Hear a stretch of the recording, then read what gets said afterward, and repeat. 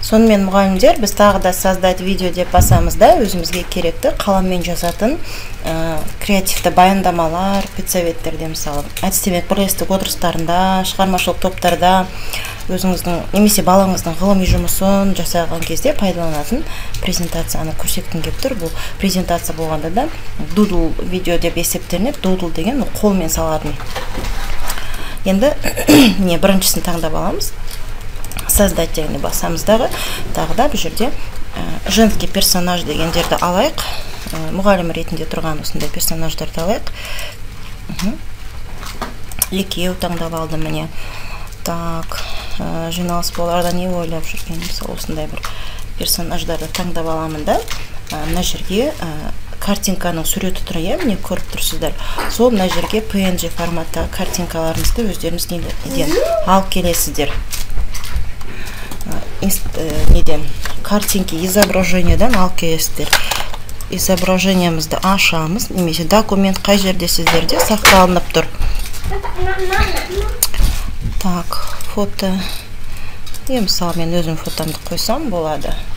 Кішірейтуге болады, үлкейтуге болады. Енді жай примерно қойдым, негізі фото емес, мына жерде сабақтың тақырыбына байланысты, педсоветтің тақырыбына байланысты сурет болу керек қой. Енді мына жерде жаңа, мысалы жазайық. Жаңа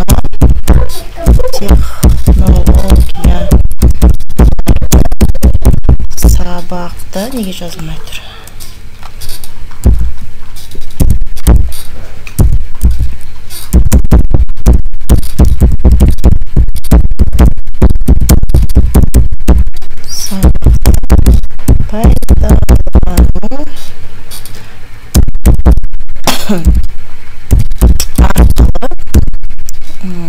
Енді сондай сөздер жазасыз, пайдалану деп қана жазайын.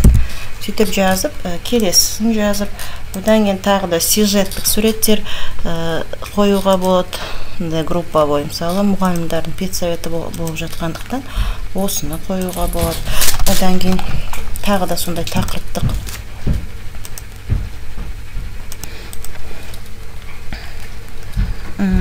одан кейін топтық жұмыс болды педсоветте деген сияқты, мысалы, әртүрлі. Сосын ставить дегенді басып отырамыз. Әр жеріне сөзін қойып, одан мына жерден стилін қараймыз. Осыны көрсетейін деп тұрмын сіздерге. Мысалы, мына қаламсаппен жазылған стиль мына жерде, одан қолмен әкелінген стиль. Стиліне қолмен әкелінген стиль енді кішкене маған ұнамайды, өйткені ер адамның қолы тұрады мына жерде. Мына жерде неме қолмен салған жақсырақ болады. Цветін өзгертейік. Цветін өзгерткен бәр жерде көк тұрады. Біз енді көк емес, қызыл, жасыл тағы да әртүрлі түстерді пайдалансақ болады. Сосын музыкасын қоямыз. Жаңағы стиль цветіміз мына жерде генерировать дегенді бас кетуіміз керек.